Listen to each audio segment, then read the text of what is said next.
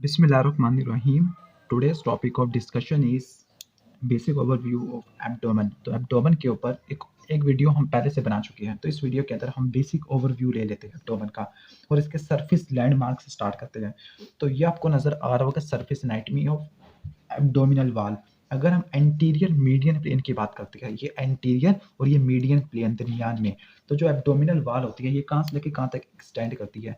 तो ये एक मीडियन लंप जिसको बोलते हैं ज़िफाइड प्रोसेस, जो इसके ऊपर थोरेसिक कैविटी जिसके नीचे एब्डोमिनल वॉल या एब्डोमिनल कैविटी, तो ज़िफाइड प्रोसेस से स्टार्ट होता हुआ प्यूबिक सिम्फिसिस तक एक्सटेंड करता है एंटीरियर मीडियन प्लेन में। ठीक हो गया। लेकिन अगर हम लैटरल बात करते हैं तो लैटरली और पोस्टीरियरली कोई ऐसा लैंडमार्क नहीं होता जो एब्डोमिनल वॉल को थोरेसिक वॉल और जो लोअर लिम्ब से सेपरेट कर सके।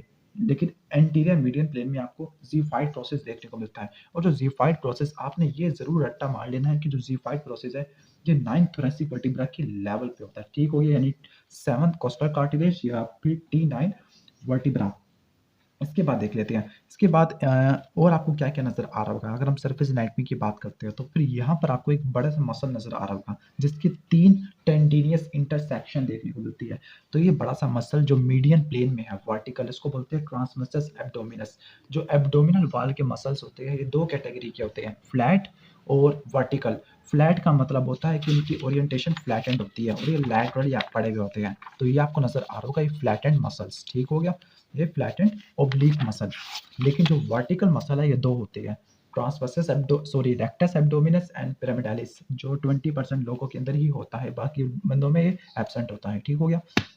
बाकी जो 3 फ्लैट मसल है, सुपरफिशियली बात करें तो एक्सटर्नल ओब्लिक सबसे ऊपर, ये आपको नजर आ रहा होगा एक्सटर्नल ओब्लिक। एक्सटर्नल ओब्लिक अगर हम डायसेक्शन करते हैं, कट आउट करते हैं, तो इसके नीचे पड़ा होगा इंटरनल ओब्लिक। इंटरनल ओब्लिक के नीचे पड़ा होगा transversus abdominis. Transversus abdominis, internal oblique और एक्सटर्नल ओब्लिक।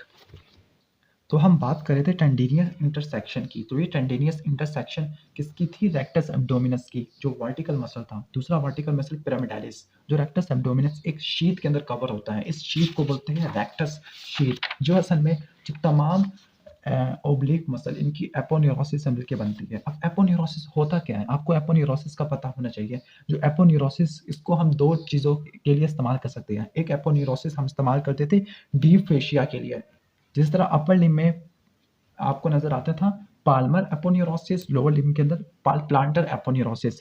एक होता है एपोन्यूरोसिस एक टेंडन के लिए, ऐसा टेंडन जो फ्लैटेंड हो और शीट लाइक हो। ऐसे टेंडन के पास 2 प्रॉपर्टीज होनी चाहिए, एक वो फ्लैटेंड हो और वो शीट लाइक हो, तब इसको बोलते हैं एपोन्यूरोसिस। तो जो ओब्लिक मसल्स होते हैं, 3 ओब्लिक मसल होते हैं। एक्सटर्नल ओब्लिक आपको बता चुका हूँ, इंटरनल ओब्लिक इस डायसेक्शन के अंदर, फिर इंटरनल ओब्लिक को कट आउट करते हैं। इसके नीचे पड़ा हुआ ट्रांसवर्सस एब्डोमिनस, जिसके फाइबर आपको ट्रांसवर्सली नजर आ रहे होगा। ठीक हो गया। तो इन 3 ओब्लिक मसल की एपोन्यूरोसिस होती है, ये आपको नजर आ रहा होगा। ये सबसे सुपरफिशियली अगर बात करते हैं तो ये आपको नजर आ रहा होगा external oblique, internal oblique, transversus abdominis. इनके लैटरली जो होता है पार्ट वो होता है फ्लैशी पार्ट, लेकिन जो इसका मीडियली पार्ट होता है वो बनाता है एपोन्यूरोसिस। एपोन्यूरोसिस क्या होता है? Flattened sheet like tendon. और मैंने आपको बताया था कि जो ओब्लिक मसल होते हैं ये लैटरली देखने को मिलते हैं, जबकि वर्टिकल मसल मीडियली देखने को मिलते हैं। तो ये मीडियन प्लेन होगा, ये मीडियली रेक्टस एब्डोमिनस, और लैटरली आपको नजर आ रहा होगा external oblique, internal oblique and transversus abdominis. तो जो एक्सटर्नल ओब्लिक, इंटरनल ओब्लिक और ट्रांसवर्सस एब्डोमिनस, इनके फ्लैशी पार्ट होते हैं और इनके एपोन्यूरोटिक पार्ट होते हैं। इन तीनों मसल की एपोन्यूरोसिस जो आपको नजर आ रहा होगा इस ब्लू बैंड से, तीनों एपोन्यूरोसिस मीडियन प्लेन में आके रेक्टस एब्डोमिनस को सराउंड करती है। तो रेक्टस एब्डोमिनस को सराउंड करने की वजह से इसकी अपनी एक शीट बन जाती है, उस शीट को बोलते हैं हम रेक्टस शीट। तो 2 रेक्टस शीट इसी तरह बन जाती है, क्योंकि 2 रेक्टस एब्डोमिनस बायलैटरल होते हैं राइट और लेफ्ट पर। लेकिन दोनों रेक्टस एब्डोमिनस मीडियन प्लेन में आने के बाद, पैरामीडियन प्लेन में आने के बाद एक मिड लाइन फाइब्रस कॉर्ड बनाते हैं, जो ज़िफाइड प्रोसेस से लेकर प्यूबिक सिम्फिसिस तक एक्सटेंड करता है। तो यहाँ पे देखिएगा, इस फाइब्रस कॉर्ड को बोलते हैं हम लीनिया अल्बा। ठीक हो गया, लीनिया अल्बा। तो अगर हम सरफेस एनाटॉमी के अंदर एक लीनियर ग्रूव देखें मिड लाइन के अंदर, तो वो उस ग्रूव को बोलते हैं हम लीनिया अल्बा, क्योंकि लीनिया अल्बा की वजह से होता है। इसी की वजह से एब्डोमिनल वॉल 2 में डिवाइड हो जाती है, राइट के अंदर और लेफ्ट के अंदर।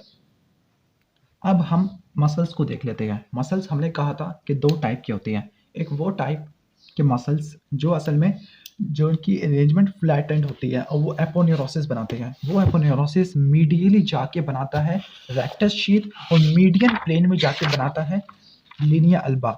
लीनिया अल्बा आपको मीडियन प्लेन में देखने को मिलता है, जबकि मीडियली आपको रेक्टस शीथ देखने को मिलती है। तो इसका आपने डिफरेंस नोट करना है। अब जो पहला फ्लैटेंड मसल हम स्टार्ट करने वाले हैं वो है एक्सटर्नल ओब्लिक। तो ये आपको नजर आ रहा होगा एक्सटर्नल ओब्लिक। जो एक्सटर्नल ओब्लिक है ये इन्होंने लेफ्ट साइड का लिया हुआ, ठीक हो गया, या राइट साइड का, सॉरी राइट साइड का है। तो एक्सटर्नल ओब्लिक के आपको 2 पार्ट नजर आ रहे हैं, एक इसका लैटरल पार्ट, इसका एक मीडियल पार्ट। तो इसका एक लैटरल पार्ट है वो है फ्लैशी, जो मसल बैलीज के ऊपर मुश्तमिल है, जबकि मीडियल पार्ट वो एपोन्यूरोसिस बना रहा है। तो जो एक्सटर्नल ओब्लिक मसल है इसके 8 फ्लैशेस होते हैं, 8 फ्लैशेस ऑफ ओरिजिन, मतलब इसने 8 रिब से निकलना है। कौन कौन सी रिब से निकलना होगा? आखिर की 8वीं रिब से, 5वीं, 6ठी, 7वीं, 8वीं, 9वीं, 10वीं, 11वीं, 12वीं। तो 5वीं से लेकर 12वीं रिब्स तक इसकी ओरिजिन होना है। जो 5वीं से लेकर 5, 6, 7, 8 इन रिब से सेराटस एंटीरियर भी निकलता है, जबकि रिमेनिंग रिब से लैटिसमस डोर्साई। तो इन शॉर्ट इसकी जो अपर 4 स्लिप्स होती हैं 1, 2, 3, 4 वो इंटरडिजिटेट कर लिया सेराटस एंटीरियर के साथ। तो आपको नजर आ रहा होगा सेराटस एंटीरियर, जो असल में हमने पढ़ा था इसको अपर लिम्ब वाले में, ठीक हो गया। जो इसका जो एक्सटर्नल ओब्लिक का जो मस्कुलर पार्ट की लोअर 8 स्लिप थी वो इंटरडिजिटेट कर रही है लैटिसमस डोर्साई की, जो posterior axio appendicular lower sorry upper limb muscle है। तो लैटिसमस डोर्साई के साथ इसकी लोअर 4 स्लिप और अपर 4 स्लिप इंटरडिजिटेट करती है सेराटस एंटीरियर के साथ। तो इसके 2 पार्ट नजर आते हैं, मस्कुलर पार्ट और एपोन्यूरोटिक पार्ट। मस्कुलर पार्ट और एपोन्यूरोटिक पार्ट के दरमियान एक जंक्शन होता है। तो इस जंक्शन की आपने एनाटॉमिकल पोजीशन याद करनी है कि इसकी ये जो जंक्शन होता है एपोन्यूरोटिक और मस्कुलर पार्ट का, वो होता है मीडियली, अगर बात करें मिड क्लेविकुलर लाइन, एक वो लाइन जो कि मिड पॉइंट ऑफ क्लेविकल से जाती हुई मिड इंग्वानल पॉइंट तक जाए, तो इसको बोलते हैं मिड क्लेविकुलर लाइन, ठीक हो गया। तो मीडियली जो लाइन होगी उसको बोलेंगे मिड क्लेविकुलर लाइन। तो मीडियली मिड क्लेविकुलर लाइन और इंफीरियरली एक लाइन ड्रा करते हैं जो एंटीरियर सुपीरियर इलियक स्पाइन से लेकर अम्बलाइकस तक एक्सटेंड करती है। जैसे ये लाइन यहाँ से एक्सटेंड करती होगी, ठीक हो गया। तो इस लाइन को बोलते हैं स्पाइनो अम्बलाइकल लाइन। तो मीडियली ये एक्सटेंड करेंगे मिड क्लेविकुलर लाइन तक, इंफीरियरली एक्सटेंड करेगा ये स्पाइनो अम्बलाइकल लाइन तक, और ये टेंडिनियस एक शीथ बनती है जिसको बोलते हैं एपोन्यूरोसिस। और ये एपोन्यूरोसिस डिकसेट करके अपने ऑपोजिट वाले के साथ मिलकर बनाती है मिड लाइन में लीनिया अल्बा और मीडियली रेक्टस शीथ, ठीक हो गया। अब जो एक्सटर्नल ओब्लिक के फाइबर होते हैं, एक एक्सटर्नल ओब्लिक का, एक साइड का एक्सटर्नल ओब्लिक का, वो ऑपोजिट साइड के इंटरनल ओब्लिक के फाइबर के साथ इंटरडिजिटेट करता है। इंटरडिजिटेट करने की वजह से एक ऑपोजिट साइड का कॉन्ट्रालैटरल एक्सटर्नल ओब्लिक और दूसरी साइड का इप्सिलैटरल इंटरनल ओब्लिक मिलकर डाइगैस्ट्रिक मसल बनाते हैं। ये इस तरह से डिजिटेट करते हैं, इस तरह से, ठीक हो गया। तो क्या बनता है यहाँ पर? Digastric muscle. तो यहाँ से आपको मैं दिखा देता हूँ, ये आपको नजर आ रहा होगा कि यहाँ पर आपको नजर आ रहा होगा राइट एक्सटर्नल ओब्लिक और यहाँ पे नजर आ रहा होगा आपको लेफ्ट इंटरनल ओब्लिक। तो इन दोनों के फाइबर इंटरडिजिटेट करके डाइगैस्ट्रिक मसल बना रहे हैं। डाइगैस्ट्रिक का मतलब ऐसा मसल जिसकी 2 बैली हैं और दोनों मिलकर काम करती हैं, जो ट्रंक की फ्लैक्शन और ट्रंक की लैटरल रोटेशन के अंदर पार्टिसिपेट करती है। तो इसका ओरिजिन था 5 से लेकर 12 रिब्स तक, ठीक हो गया। अब इसका इंसर्शन किस जगह पे होगा? इसका इंसर्शन इंफीरियरली होगा। तो वो इंफीरियरली यानी, और मीडियली लीनिया अल्बा, क्योंकि तमाम एपोन्यूरोटिक फ्लैटेंड मसल ने लीनिया अल्बा पे जाना है, ठीक हो गया।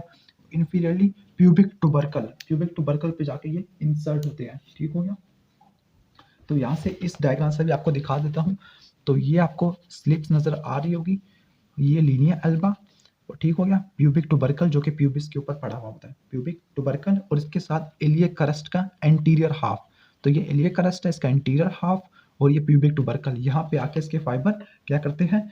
इंसर्ट होते हैं। और प्यूबिक क्रस्ट से थोड़ा सा ऊपर एक ओपनिंग होती है इसकी एपोन्यूरोसिस के अंदर, उसको बोलते हैं सुपरफिशियल इंग्वाइनल रिंग, जो इंग्वाइनल किनाल का एग्जिट पॉइंट होती है, ठीक हो गया। तो यहाँ से आपको नजर आ रहा होगा ये है सुपरफिशियल इंग्वानल रिंग, ये असल में इसी एपोन्यूरोसिस के अंदर एक ओपनिंग होती है। किसकी एपोन्यूरोसिस के? एक्सटर्नल ओब्लिक मसल की एपोन्यूरोसिस से। इसी ओपनिंग को बोलते हैं सुपरफिशियल इंग्वानल रिंग, जो इंग्वानल किनाल का एग्जिट पॉइंट है, जिसमें से मेल के अंदर स्पर्मेटिक और फीमेल के अंदर राउंड लिगामेंट ऑफ यूट्रस पास करता है। तो ये तो बात होगी एक्सटर्नल ओब्लिक की। बाकी जो एक्सटर्नल ओब्लिक का इंफीरियर मोस्ट पार्ट होता है, एपोन्यूरोटिक पार्ट, उससे बनता है इंग्वाइनल लिगामेंट, जिसको पॉपर्ट लिगामेंट भी बोलते हैं। इंग्वाइनल लिगामेंट से मजीद 3 लिगामेंट्स बन जाते हैं। एक लैक्यूनल लिगामेंट बनता है, रिफ्लेक्टेड और कूपर लिगामेंट, ठीक हो गया। और पैक्टिनिया लिगामेंट भी बोलते हैं जिसको। अब जो दूसरा मसल है वो है इंटरनल ओब्लिक मसल। अब इंटरनल ओब्लिक जब ही नजर आएगा जब आप एक्सटर्नल ओब्लिक को डाइसेक्ट कर लेंगे। इंटरनल ओब्लिक, ठीक हो गया। तो एक्सटर्नल ओब्लिक के नीचे पड़ा हुआ होता है। अब इसका जो मस्कुलर पार्ट होगा और इसका एपोन्यूरोटिक पार्ट होगा। इसका जो जंक्शन होता है मस्कुलर पार्ट का एपोन्यूरोटिक से, वो असल में रेक्टस एब्डोमिनस मसल के लैटरल बॉर्डर पे पड़ा होता है। अब आपको दिखा देता हूँ रेक्टस एब्डोमिनस, जो सरफेस एनाटमी में दिखाया था। तो ये रेक्टस एब्डोमिनस आपको नजर आ रहा था। तो रेक्टस एब्डोमिनस का जो लैटरल बॉर्डर है, ये लैटरल बॉर्डर रेक्टस एब्डोमिनस का, इस लैटरल बॉर्डर को बोलते हैं लीनिया सेमिलुनारिस। तो लीनिया सेमिलुनारिस के लेवल के ऊपर ही इनका मस्कुलो एपोन्यूरोटिक जंक्शन देखने को मिलता है, ठीक हो गया। अब जो इंटरनल ओब्लिक मसल किस तरह से पड़ा हुआ होता है? जो इंटरनल ओब्लिक मसल, ये आपको नजर आ रहा होगा, इंटरनल ओब्लिक मसल, इसकी एपोन्यूरोसिस जब पहुंचती है तो ये रेक्टस एब्डोमिनस को सराउंड करती है 2 लैमिना की फॉर्म में, एक एंटीरियर लैमिना और पोस्टीरियर लैमिना। जो एंटीरियर लैमिना एक्सटर्नल ओब्लिक के साथ मिलकर रेक्टस एब्डोमिनस या रेक्टस शीथ की एंटीरियर वॉल बनाता है। तो रेक्टस शीथ की एंटीरियर वॉल किस तरह से बनती है? ये बनती है ये एक्सटर्नल ओब्लिक मसल की एपोन्यूरोसिस, और इसके साथ बनती है इंटरनल ओब्लिक मसल की एंटीरियर लैमिना। जबकि पोस्टीरियर वॉल बनती है ट्रांसवर्सस एब्डोमिनस मसल की एपोन्यूरोसिस और posterior lamina of internal oblique muscle, ठीक हो गया। और ये सेक्शन आपको देखने को मिलता है आर्कुएट लाइन में। अब मैं आपको आर्कुएट लाइन समझाता हूँ। आर्कुएट लाइन होती क्या है? जो आर्कुएट लाइन है, ये असल में जो posterior layer of rectus sheath है, इसका इंफीरियर लिमिट होती है। हमने कहा था कि जो posterior layer of rectus sheath होती है, ठीक हो गया। Posterior layer of rectus sheath एक 2 चीज़ों की वजह से बनती है, posterior lamina of internal oblique muscle, और इसके साथ साथ जो होता है इसमें ट्रांसवर्सस एब्डोमिनस की एपोन्यूरोसिस। लेकिन जो posterior layer of rectus sheath होती है, ये खत्म होती है एक कर्व्ड लाइन के फॉर्म में। एक कर्व्ड लाइन नजर आ रही होगी, इस कर्व्ड लाइन को बोलते हैं आर्कुएट लाइन। तो एक कर्व्ड लाइन बनती है posterior layer of rectus sheath के इंफीरियर लिमिट की वजह से। तो आर्कुएट लाइन को किस तरह डिफाइन कर सकते हैं? Inferior limit of rectus, posterior layer of rectus sheath. इस आर्कुएट लाइन को लीनिया सेमी सर्कुलरिस भी बोलते हैं। इसी आर्कुएट लाइन को फोल्ड ऑफ डगलस भी बोलते हैं। तो आर्कुएट लाइन, ये आपको नजर आ रही होगी आर्कुएट लाइन के inferior limit of rectus sheath. तो अम्बलाइकस से लेकर अगर हम इसका एक सेक्शन लेते हैं अम्बलाइकस और आर्कुएट लाइन के दरमियान में, ठीक हो गया, यानी आर्कुएट लाइन से ऊपर ऊपर, तब तक हमें जो इसकी एंटीरियरली हमें देखने को मिलेगा। तो anterior layer of rectus sheath या interior wall of rectus sheath किसकी वजह से बनेगी? Aponeurosis of external oblique muscle and internal oblique muscle का इंटीरियर लैमिना। और पोस्टीरियर वॉल बनेगी ट्रांसवर्सस एब्डोमिनस और posterior lamina of internal oblique. लेकिन आर्कुएट लाइन से नीचे जाते हैं जहां तक पोस्टीरियर वॉल तो खत्म हो जाती है, मतलब वहां पे इंटरनल ओब्लिक और ट्रांसवर्सस एब्डोमिनस पीछे नहीं रहते रेक्टस एब्डोमिनस के। तब हमें वहां पे क्या देखने को मिलता है? ट्रांसवर्सस एब्डोमिनस के पीछे एक फेशिया होता है जिसको बोलते हैं ट्रांसवर्सैलिस फेशिया। तो आर्कुएट लाइन से पीछे देखा जाए, आर्कुएट लाइन से नीचे देखा जाए, तब हमें सिर्फ फेशिया ट्रांसवर्सैलिस देखने को मिलता है, जो posterior wall of rectus sheath बना रहा होता है। तो जो posterior wall of rectus sheath arcuate line से ऊपर ऊपर एपोन्यूरोटिक होती है, और आर्कुएट लाइन से नीचे posterior wall of rectus sheath ये फेशिया से पे कॉम्प्रोमाइज करती है, फेशिया पर कॉम्प्राइज करती है। उस फेशिया को बोलते हैं फेशिया ट्रांसवर्सैलिस। तो इस तरह से हमने रेक्टस शीथ की वॉल को भी देख लिया। अब जो इंटरनल ओब्लिक मसल है, internal oblique muscle transversus abdominis के फाइबर के साथ मिलकर कॉन्जॉइंट टेंडन बनाता है। तो ये इंटरनल ओब्लिक, इसके नीचे पड़ा हुआ होगा ट्रांसवर्सस एब्डोमिनस। तो इन दोनों की वजह से एक कॉन्जॉइंट टेंडन बनेगा। तो इस कॉन्जॉइंट टेंडन को बोलते हैं हम फार्क्स इंग्वाइनलिस या इंग्वाइनल फास्ट। इसी तरह जो इंटरनल ओब्लिक मसल के लोअर मोस्ट फाइबर्स होते हैं, इनमें से कुछ फाइबर निकलते हैं, उसको बोलते हैं क्रीमास्टिक मसल। तो क्रीमास्टिक मसल जाते हैं किसके पास? ये जाते हैं स्पर्मेटिक कॉर्ड में, और ये टेस्टिस पे जाके खत्म हो जाते हैं। तो अगर आपको रेक्टस शेथ का भी समझ नहीं आया, तो रेक्टस शेथ, अगर हम बात करते हैं रेक्टस शेथ के पोस्टीरियर वॉल की अप टिल आर्क्यूएट लाइन, तब तक वो बनती है किससे? इंटरनल ओब्लिक मसल के पोस्टीरियर लैमिना और ट्रांसवर्सस एब्डोमिनस, लेकिन आर्क्यूएट लाइन से नीचे नीचे वो बनती है फेशिया ट्रांसवर्सैलिस से। अब लास्ट पार्ट रह गया ट्रांसवर्सस एब्डोमिनस। तो ट्रांसवर्सस एब्डोमिनस वही इसकी अपोन्यूरोसिस मिलकर लिनिया एल्बा बनाएगी, रेक्टस शीट बनाने में पार्टिसिपेट करती है। ठीक हो गया। अबव आर्क्यूएट लाइन, मतलब हम रेक्टस शीट को दो पार्ट में डिवाइड करते हैं, अपर 3/4 जो आर्क्वेट लाइन से ऊपर होता है, और लोअर 1/4 जो आर्क्वेट लाइन से नीचे होता है। तो ये वाला आपको नजर आ रहा होगा। ठीक हो गया। तो ये कोस्टल मार्जिन से लेकर वो वाला पार्ट जो कोस्टल मार्जिन से लेकर कहाँ तक एक्सटेंड करेगा? आर्क्यूएट लाइन तक, तो उसको बोलते हैं अपर 3/4। अपर 3/4, और जो वाला पार्ट जो आर्क्यूएट लाइन से नीचे होगा उसको बोलेंगे लोअर 1/4।